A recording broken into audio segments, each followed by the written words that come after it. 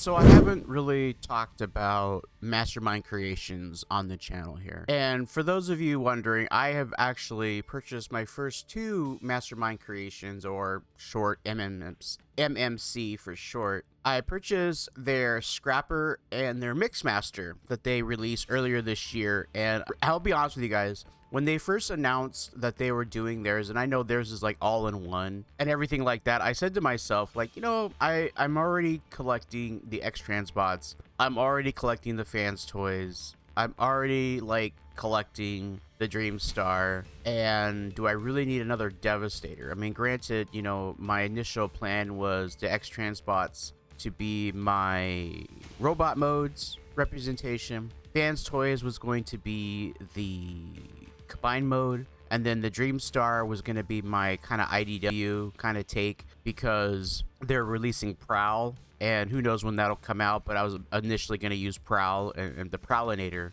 basically is what I was going to go with. And then of course I also did get that Mech Invasion one, which was like an upside down Devastator that I purchased as well. So, and that with having completely two different sets, but I have two different sets of Devil Savior. One is extremely painted and weathered, the other one is not so much painted. That's how they're able to sell it for so cheap, which I talked about like a couple years ago on the channel here, and even did an unboxing video of when I received that second set and everything like that. And then I also have, you know, I have the Hasbro Devastator, you know, both the 86 and the live action film versions. So, and then I have a KO Legend scale version of the Revenge of the Fallen Devastator that I purchased off eBay like several years ago for like 20 bucks. So it was one thing to really say that, do I really need another Devastator in my collection? And yes, actually I do. So I'm currently purchasing the MMC ones, and I thought today we would talk about the Ocular Max PS32 Laborator,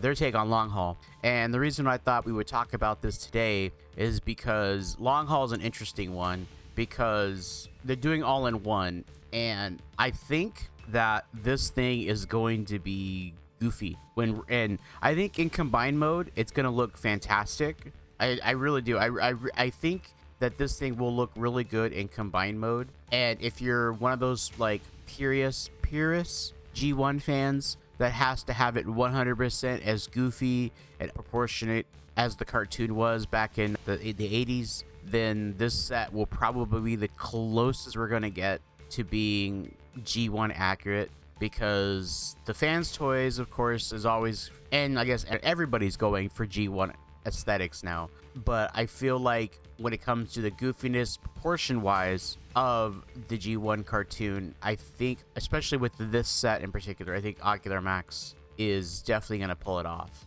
So let's go ahead, and it's currently up for pre-order. I have not pre-ordered it, so we'll just look at the basic information for it. You know, it's G1. The scale says other, which is quite interesting to me. It doesn't say masterpiece, and I think that is, I don't know if that is because the height is a little wonky on this guy, or if it's because of like how Shozy Store is classifying this now. This is a personal opinion, and this might be a hot take, and I've part of a couple of communities where I have brought this hot take up, and people have been kind of like, I don't really know. But I truly believe that MMC is not MP scale, and its whole discussion can be said about masterpiece. What is masterpiece? But I personally feel that MMC makes really good toys, and at the end of the day, that's kind of the difference between like the Ants toys, X-Trans bots, Magic Square, and MMC, is that I feel like, as much as I sometimes will like, I like to flip my Transformers back and forth, I have found, especially with third party, and this is something that I've slowly kind of realized, and I've gotten to the point where I've kind of, I don't want to say I've slowed down my masterpiece collection of Transformers, but I'm not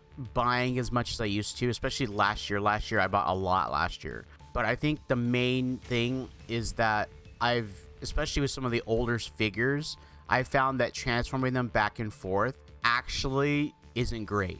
And not because they're terrible, but because the plastics don't hold up, the joints don't hold up, and tabs and stuff like that end up breaking. And that's just something that comes from, you know, the difference between a major manufacturing company like Takara and Hasbro versus a third-party company, which in all honesty we don't really know too much about in terms of like how their operations are.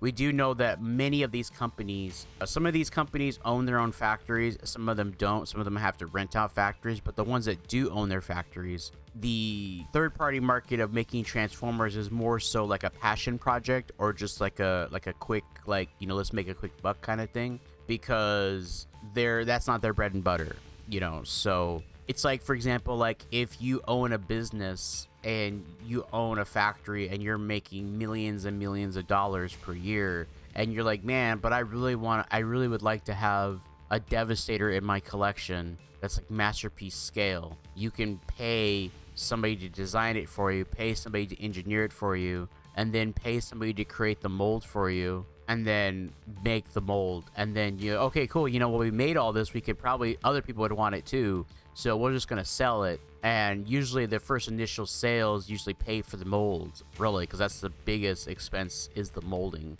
So, and that's how a lot of these companies work, you know, like they pay, sometimes they, you know, they'll go on Twitter or X, whatever you want to call it, and they'll find people who've designed toys, and there's like a whole like thing where people like design Transformer toys and try to market them and sell them to these third-party companies to try to get them make. And sometimes they get hired by these companies to, you know, make these toys for them, and sometimes they get, and then now with 3D printing and all that, you know, with CAD and all that stuff, you know, it's a lot into the process. So with that being said, there is a whole like level of these toys that are not necessarily ran through the, I wouldn't say proper channels, but they're not ran through the quality test and standard, I would say, that like Hasbro and Takara run. Now, I know that I say that and you go, well, hold on a second, Takara and Hasbro toys are crappy. What I basically am saying is that Hasbro and Takara,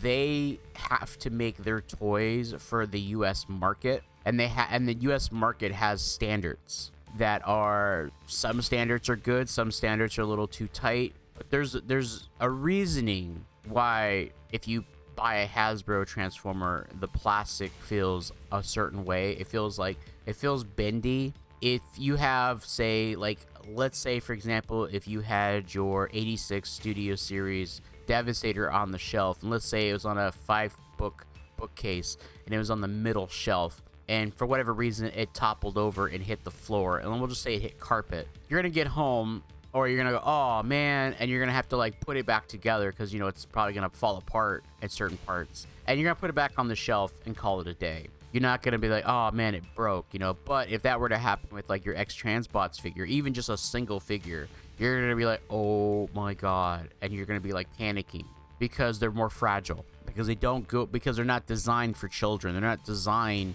for a market that's for children. Whereas third party, I feel, is more like, these are like for, I would put them in the same category as, say, like 3-0. You know, if you have a 3-0 statue and it were to fall over on the ground, it's probably going to break. Or even just any ABS statue. I mean, depending on how intricate and how much detail and parts it has. You know, those really cheap ones you see like at the little like local stores like Walmart, Target. Some grocery stores have them. You know, they've got little toy sections and stuff. Collectible stores like comic book stores and stuff like that sell those $20 to $30 ABS statues. You know, I own a couple of them myself. Those are usually pretty cheap. And if they fall over, they're not really going to break. You know, maybe a couple falls they will. But you're never going to go, oh, crap, it broke kind of thing. So, like, that's how I feel like MMC is. I feel like MMC is, and I might get some slack for saying this, but I feel like MMC is the Hasbro of third party. That they are fun to play with. They're easy to transform. They look good, but they are essentially designed to be a toy. And they're a very, very good toy. Yeah, I would say they are the Studio Series, if not even, if I were to say, like, if Hasbro were to create a line where they increase the budget, of course the price is going to go up, but they increase the budget and they spent more time on the design phase, and they designed them for an adult collector, and they put a lot of effort. And as a result of that, you know, they're not mass producing them. They're not like releasing like, you know, 6 or 7 waves of toys per year, where most of these third-party companies release maybe 2 or 3 figures a year. When you look at Bingo Toys, their track record has been 1 toy a year.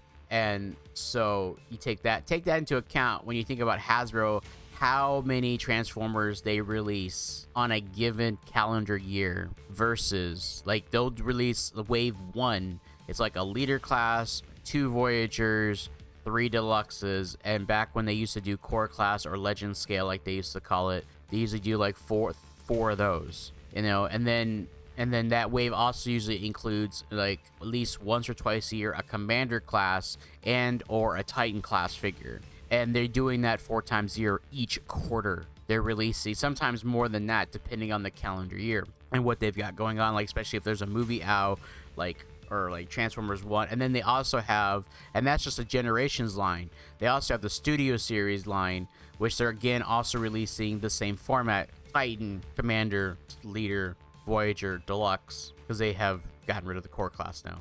And then on top of that, you also have the new retro line they're doing, which is like the carded G1 style Transformers, which they're just doing mini bots right now. But they're basically the scale of a standard deluxe figure, kind of. And then on top of that, you also have, you know, other lines and stuff like that they do, and you have like the Earthspark toy line, and they have like the kid toy line. So they're releasing multiple toys per year, whereas MMC, going back to me here, are releasing what, 1 or 2 toys every quarter, you know. So most third-party companies are releasing 1 to 2 figures per every 3 to 4 months, and some less, some more. It just like it just depends on what they got on the pipeline, and like whatever time it takes for developmental phase. So that's why a lot of Hasbro toys kind of are like, they're just repaints. They retooling, because it's a lot easier to just reuse parts and reuse molds, because that's how they save money, because they're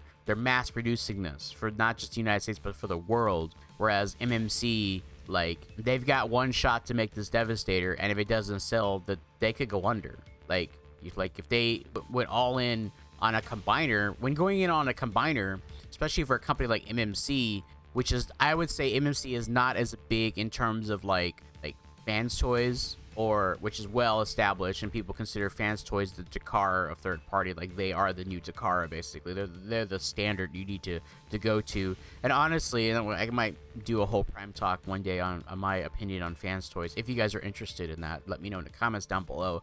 I really like to know what you guys think about that. But circling back to MMC, I think MMC is one of those companies that every release they potentially could be done, because I don't. But then again, who knows? Like, I feel like this is done well, and their rollout of the first 2 figures were enough to hit the FOMO in me, that I was like, oh no, I need these figures. And I have to be honest with you, I do enjoy the Scrapper. I think the Scrapper is the better of the 2 between him and Mixmaster. But looking at this long haul, I said Onslaught. I was thinking about Onslaught because we were talking about Onslaught earlier today, because we were joking about it showing up at a GameStop, and it's like, well, it doesn't come out to August, so it'd be unlikely. So, we'll talk about the robot mode here in a minute, but the combined mode is interesting because they didn't go G1 accurate with the back, like this purple. Now here's the thing, it's all clean. It looks very clean, and this joint here is interesting. So I'm curious how Hook is going to incorporate into this, because this is like is he going to have like an app crunch? Like, does this have an app crunch? You know what I mean? Because this is the waist basically, and it looks stunted. If I was to be honest with you, it looks kind of his abdomen looks stunted, because this is the bottom of the chest right here, because Hook is the chest. So the vehicle mode looks actually pretty good. It does give me G1 Transformers vibes. So I also own the G1. I also own 2 versions of the G1. I own the original that I had, and I also own the Walmart exclusive reissue they did like back in 2018 or whatever it was. So I do have that as well. Just throw that out there.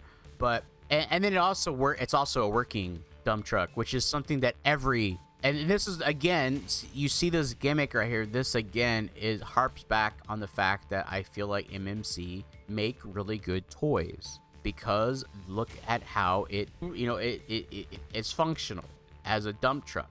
So I think MMC is in a good place, and I don't think they're going to collapse. Now let's look at this robot mode, because he's got some pants. Those legs are chunky. Those are some chunky legs. Now, granted, these are fully painted. Well, I shouldn't say fully painted, but they're colorized CAD images. This looks like it's probably gone through the 3D print phase, the CAD phase, and has probably gone through a working prototype phase, and they're probably currently in the production of. This is probably going to come out pretty soon. It doesn't have an on-show Z-store. They're usually pretty good at releasing information, like a history of it coming out. So you see 4/2/2026 is when they got these initial images. So I can imagine this coming out probably sometime around May, maybe late May, maybe early June. I could see this, and it all depends on, and I do feel like they're rolling these out really quickly, because they rolled out Scrapper and Mixmaster relatively quickly. And I find it interesting that I feel it's weird, because most third-party companies, especially with Devastator, like, it just depends, it seems like, like Fans Toys, Dreamstar, even Dr. Wu's doing a Devastator 2, by the way. Those all started with Scrapper, but X-Transbots actually started with Long Haul and then did Scrapper, and then they did Bone Crusher, I think, and then I think they did Scavenger, because they're relatively the same mold, basically. They just repainted it, basically. So the only thing we're waiting on for Transbots is Mixmaster and Hook, whereas Fans Toys, they did Scrapper, then they did Bone Crusher, then they did Hook, and I think next is Long. Their Long Haul is actually coming out pretty soon, or is out. I probably missed out on it. I'll have to probably pay the late tax on that one. But I find it interesting that MMC is going up. Like, they did, they did Scavenger, Mixmaster, and then now Long Haul, and you basically can combine them, and I suspect the next one will probably be maybe Hook, and then you're gonna have Scavenger and Bone Crusher, and boom, you're done. So it's interesting that they're going up, where a lot of them kind of like, they do it in a way where you can't combine anything until the last piece is released. Like, like, you couldn't combine Bruticus from Magic Square, couldn't get combined until we got Blastoff, because Blastoff came with the pants, and without the pants you couldn't combine anything. So that was always an interesting thing, I thought. But yeah, guys, let me know what you guys think. Are you buying the MMC Devastator? Like, is it something that you're interested in? Are you buying it? Are you just passing on it? Are you just, I'm getting Fans Toys, are you one of those, I'm just getting one and you pick the Fans Toys? I mean, because we're in the middle of a Devastator war again, and whoever wins or not, it'll be interesting, because I'm gonna have at least 4 versions of Devastator Masterpiece scale.